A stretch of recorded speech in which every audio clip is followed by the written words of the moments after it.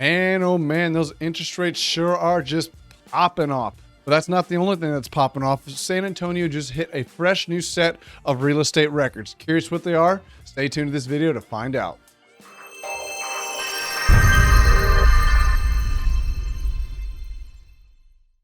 I'm John Barr with an Investor's Journey, where we bring you the best tips, tricks, and strategies to help you succeed in real estate the right way. In this channel, we go over everything in our business about what's working and some of the things that aren't working. If you're new to this channel, we'd love it if you could do three things for us. Give us a like button, subscribe to the channel, and if you know somebody that find this information useful, please give it with a share. So without further ado, let's get right on to the report. All right, first up, we got building permits issued for the month of June. We are at 909 single-family residential permits, was a 29.3% decrease year over year. And we're at 2 to 4 units, had a 92 permits, was a 2,200% increase year over year. And the 5+ units of the multifamily was at 1,336, which was a 22% increase year over year. Average sales price set a new record of to hit 400,000 for the first time, and as a sale average price increase of 17.71 from this time last year, and median sales set a new record of 340,000, which that is a 17.2% increase year over year. All right, the median sales price going back to June 2010 plotted on a graph. And what you're really looking at here is our sales cycles, where we typically go up in the summertime and down in the winter, up in the summer, down in the winter. And that's what you're really seeing here is our overall sales cycles, except for these last couple of years where it just kind of seemed just gone straight up and never really come down and just kind of skipped over it. That's not normal. And now you are seeing where we are starting to return to normal with the return of inventory, more competitive offers, and other things like that. So what we really use this stuff for is when we're buying inventory, we love to load up on inventory right around that December, January, February timeframe. So by the time that we get those renovated and back on the market, we're hitting that next selling season for the overall real estate cycle. So that's something you can keep in mind as these markets do return to normal, and they are going to return to normal of the overall selling season. So when you reach into the summertime, that's the March, or not really March, but like May, June, July timeframe, know that is when everybody's buying and that is your selling season. So we'll try to load up an inventory in the winter and try to sell it off in the summertime. So now let's take a look at the overall year-over-year appreciation. And this is something that I tracked for a long time because I want to see where the overall appreciation is generally heading. Because as you can see, when we came out of the last real estate recession, real estate bottomed out, or the lending crisis, the financial crisis, whatever you want to call it, we really bottomed out around the summer of 2012. And you can see how fast that shot up, and it stayed consistently hitting that 7, 8, 9, 10% for several years. And then it really just started to compress down. And that was interest rates normalizing. You could see when they raised the interest rates in 2019 that slowed the market even more. And it's even more important to keep in mind in this market right now, as they're raising interest rates, what's that's designed to do. And that is to slow down asset appreciation. So we've had huge booms these last 2 years, as the charts show. And every major metro, I'm sure, shows almost something very similar to this. But now that they're starting to raise interest rates and normalize the market, I expect to see that appreciation rate start to really trend down over these next several years. So back to the numbers. Total sales for the month of June, there was 3,674, and that is a 9% decrease year over year. Average rental price was up to $1,850, which is a 10.4% increase year over year. I wanted to take a second here to talk about total sales. So we have a 9% decrease from this time last year, and this is actually the third month in a row that has happened. Now, these aren't saying sales are falling off a cliff. Yes, sales are falling and interest rates are rising and inventory is rising. That doesn't mean that we're in a huge crash just yet. I have a friend that was constantly sending me price changes, price changes, price changes. I think that's what's really happening with that is people were still trying to sell their houses like they could sell back in January, February, March of this year. Well, that's not typically happening more. So people are going to have to be more competitive. They can't price $20,000 over what it should price for, get multiple bidding prices. Those days are gone. We've listed several houses in these last couple months, and you can definitely tell in the market that has definitely softened from a buyer side. So I do expect sales to kind of drop a little bit year over year because we're no longer in the boom times. If you want to see like immediate reaction of what it is. I think next year, this is where we're going to start appreciation to really slow down, is total sales is falling down from this time last year at a time that inventory is rising. So you think sales would increase, but the rising interest rates has really put a damper on what the overall affordability is of a lot of these homes that are currently being listed on the market. So let's take a look at monthly rents posted over time going back to January 2014. And just like median sales, it follows the same selling cycle where the price goes up in the summertime, down in the winter, up in the summertime, down in the winter, without these last couple of years where it's just kind of taken off. While we feel for a lot of tenants and stuff like that, having rents increase is actually going to be a good thing for landlords because it allows us, when prices go up, taxes go up, insurance go up, contract and repair fees go up, everything goes up. We have to pass some of that cost on to the tenants. So to be able to see that the market is supporting some higher rent load is good news for the overall health of the real estate market. But now we use this information as we look at the data. Every single one of our leases of our portfolio end in March, April, and May. And we do that by design. So if a tenant does move out, that we can get a new tenant in there. If we have to do some make-ready repairs, whatever it may be, we're listing right at the beginning of that high renting season where we can get that next bump in rental prices. So that's something you can definitely do in your business. Nobody says as a landlord, you have to do a 12-month lease or 18-month lease. We've done 7, 8, 9, 12, 15, 16, just to get us to end right there on that sweet spot between March and May for the rents.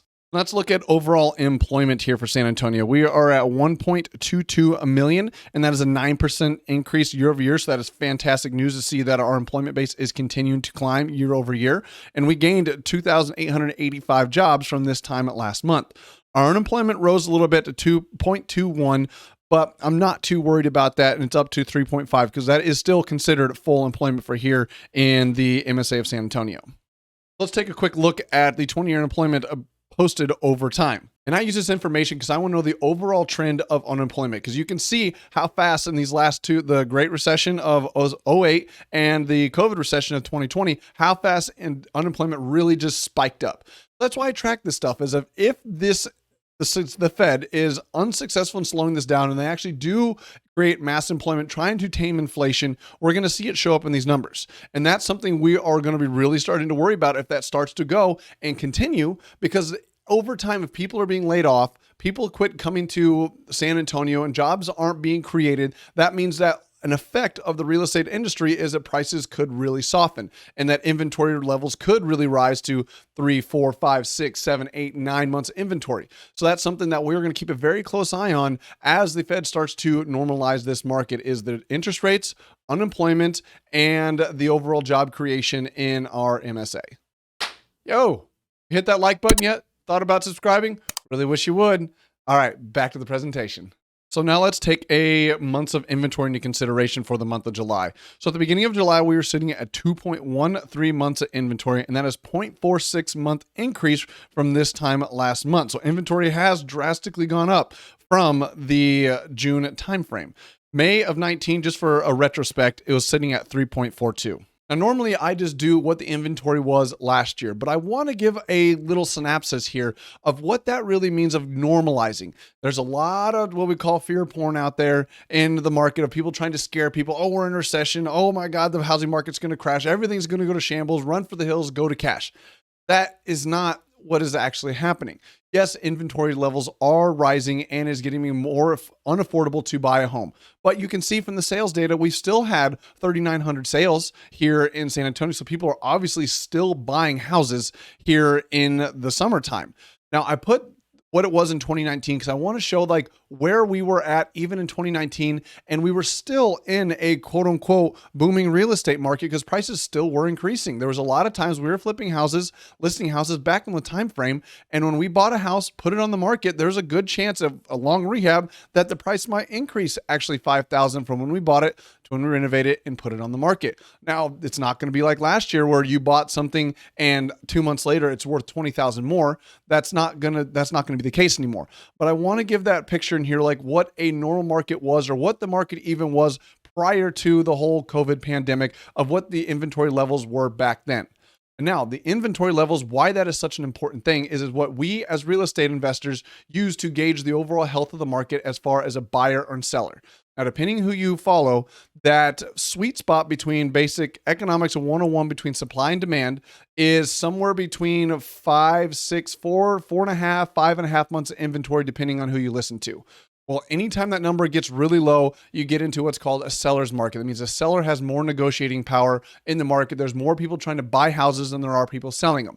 So that's why these last 2 years, you've seen houses go through the absolute roof, is because you had massive buyer demand of people trying to buy property and not enough people trying to sell it, which drove the inventory super low, and the market's trying to find the equilibrium again. So the only way it can do that is you just raise prices until you find the equilibrium again. And now, with the rising interest rates, that has made mortgages much more expensive to purchase. So that brings people's buying power down. So that means inventory levels are starting to rise.